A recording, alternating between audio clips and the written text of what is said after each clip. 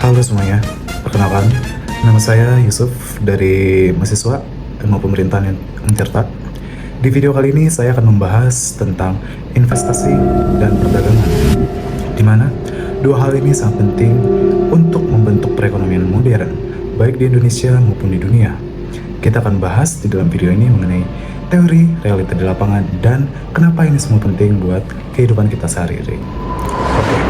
Pertama, kita perlu mengerti dulu mengenai pendefinisiannya, di mana investasi secara sederhana adalah upaya menanamkan modal di sektor tertentu untuk mendapatkan keuntungan di masa depan. Menurut pandangan ahli John Maynard Keynes, di mana investasi itu dipengaruhi oleh expected return atau harapan keuntungan dan juga animal spirits atau faktor psikologis pelaku ekonomi.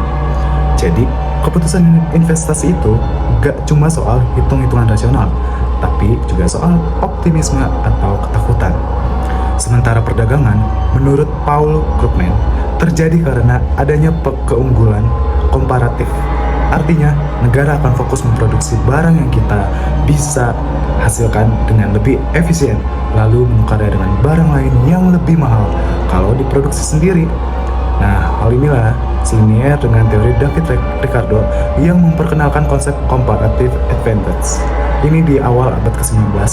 Bahkan kalau satu negara lebih buruk dalam semua produk sekalipun, tetap ada manfaat dari perdagangan. Selain itu, dalam ekonomi politik modern, kita mengenal konsep Global Value Chains, GVC.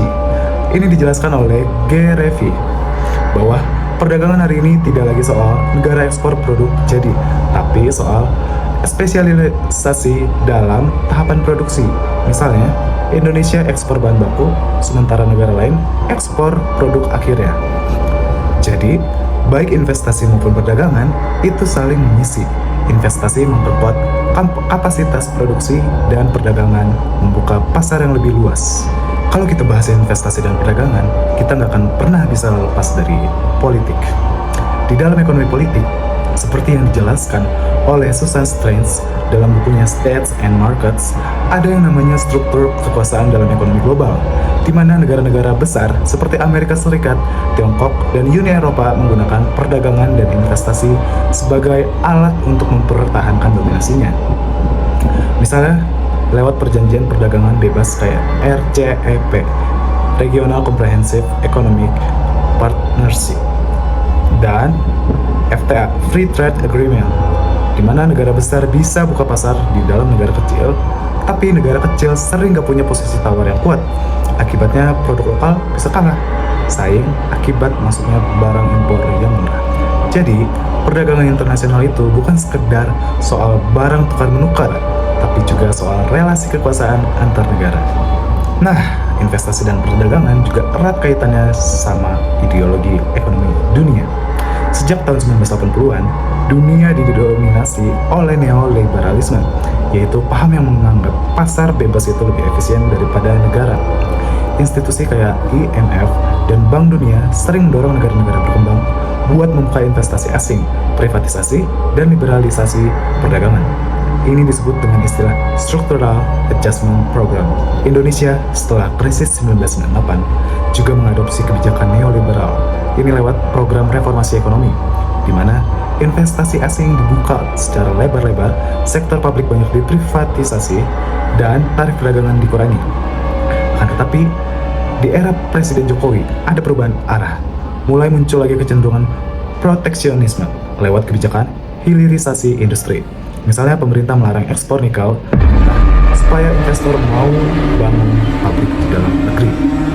Ini menunjukkan bahwa Indonesia mencoba menyeimbangkan antara keterbukaan pasar dan perlindungan terhadap kepentingan nasional. Salah satu kasus nyata yang seru buat dibahas secara singkat mengenai sengketa ekspor nikel Indonesia di World Trade Organization, di mana pada tahun 2022 Uni Eropa mengadukan Indonesia ke WTO karena Indonesia melarang ekspor biji nikel mentah. Mereka bilang itu melanggar prinsip perdagangan bebas. Akan tetapi buat Indonesia, larangan ini penting supaya kita bisa naik kelas dari negara pengekspor bahan mentah ke negara industri. Ini nunjukin bahwasannya dalam perdagangan global, negara berkembang sering harus berhadapan dengan tekanan dari negara maju.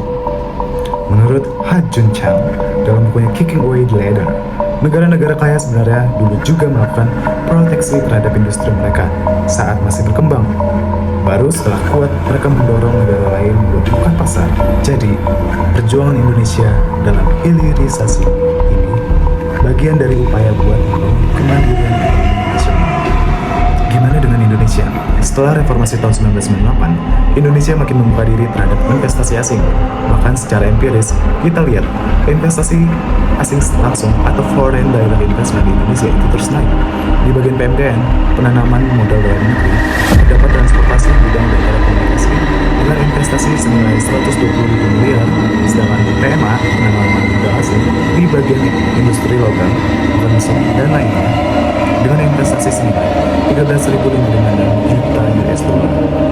Data dari BKPM, Badan Koordinasi Penanaman Modal, ini nunjukin mengenai perkembangan realisasi investasi terus mengalami peningkatan dari tahun 2020 hingga 2024. Secara total di dalam tahun 2024, berdasarkan PDMA, senilai 814 miliar, sedangkan PMA 900 miliar, yang dimana secara keseluruhan mencapai 1.714 miliar. Perdagangan juga berkembang pesat. Indonesia rajin ekspor, terutama barang-barang seperti batu bara, minyak sawit, dan nikel. Bahkan setelah pandemi, neraca perdagangan kita surplus terus dari 2021 sampai 2024. Artinya, ekspor kita lebih banyak daripada impor. Salah satu contohnya adalah pembangunan ekosistem mobil listrik di Morowali, Sulawesi Tengah, dengan investasi besar dari Cina dan Korea Selatan. Ini jadi contoh nyata bagaimana investasi bisa mendorong industrialisasi. Tapi tantangannya juga gede. Investasi asing kadang lebih banyak dinikmati oleh perusahaan besar atau elit lokal. Bahkan masyarakat umum tidak merasakannya. Jeffrey Winters menyebut fenomena ini sebagai bagian dari oligarki material, di mana kekayaan diperankan melalui pemasangan faktor-faktor yang strategis. Di sisi perdagangan, Indonesia lagi gencar banget melakukan ekspor mineral hasil hilirisasi, terutama nikel dan bauxit. Bahkan setelah pelarangan ekspor bahan metallurgi dan mineral, ekspor produk turunan seperti ferronikel naik pesat. Ini menunjukkan bahwa kebijakan perdagangan bisa dilakukan untuk meningkatkan nilai tambah nasional. Tapi ya, investasi dan perdagangan juga punya tantangan. Misalnya, seringkali investasi baru justru dikuasai oleh oligarki lokal atau asing. Dan perdagangan kadang membuat petani atau UMKM kalah saing sama produk impor yang murah. Kemudian, kita juga masih tergantung sama komoditas primer kayak batu, bara, dan sawit. Ini beresiko karena harga komoditas sangat fluktuatif di pasar global. Di luar negeri ada beberapa contoh menarik, seperti Vietnam. Seperti yang kita ketahui, bahwasannya sukses besar dalam menarik investasi asing. Di luar negeri ada beberapa contoh menarik, seperti di Vietnam yang dimana negara tersebut berhasil dalam menarik investasi asing. Mereka menawarkan insentif pajak, buruh murah, dan stabilitas politik. Akibatnya, banyak pabrik global pindah dari Cina ke Vietnam. Ini dikenal dengan fenomena China Plus One Strategy. Negara ini berhasil menarik investasi besar-besaran dari perusahaan-perusahaan global, kayak Samsung dan Apple, buat meningkatkan besar. Akibatnya, ekspor Vietnam ke Jepang, GDP mereka terus stabil dan kemiskinan menurun drastis. Ini menunjukkan hubungan erat antara investasi, perdagangan, dan dalam 10 tahun terakhir, Vietnam jadi salah satu eksportir elektronik terbesar di dunia. Tahun 2023 aja, ekspor mereka menjadi 132 miliar US dollar. Tapi tentu saja nggak semua investasi itu sehat. Di sisi lain, negara-negara Afrika kayak Kongo atau Nigeria mengalami nasib berbeda. Walaupun investasi asing masuk dalam sektor tambang, hasilnya malah memperparah ketimpangan dan memperdalam konflik. Ini sesuai dengan teori dependensi teori yang dikembangkan oleh Andre Gunderfrein, bahwa negara berkembang sering jadi korban sistem kapitalisme global. Jadi investasi itu bisa berkah atau kutukan, tergantung bagaimana negara tuan rumah mengelola dan mendistribusikannya. Kesimpulannya, investasi dan perdagangan itu kayak dua sisi mata uang dan tidak berdiri di ruang hampa. Mereka selalu terikat sama kekuasaan, ideologi, dan strategi politik budaya. Untuk bisa mendorong pertumbuhan ekonomi, menambah lapangan kerja, dan meningkatkan kesejahteraan rakyat, asal pemerintahan yang mampu menjalankan bijak. Di Indonesia peluangnya besar, apalagi dengan bonus demografi dan sumber daya alam yang melimpah. Kuncinya adalah kebijakan yang cerdas. Kita harus berani membuka pasar, tapi juga memiliki sektor strategis dan mendorong industrialisasi berbasis nasionalisme ekonomi.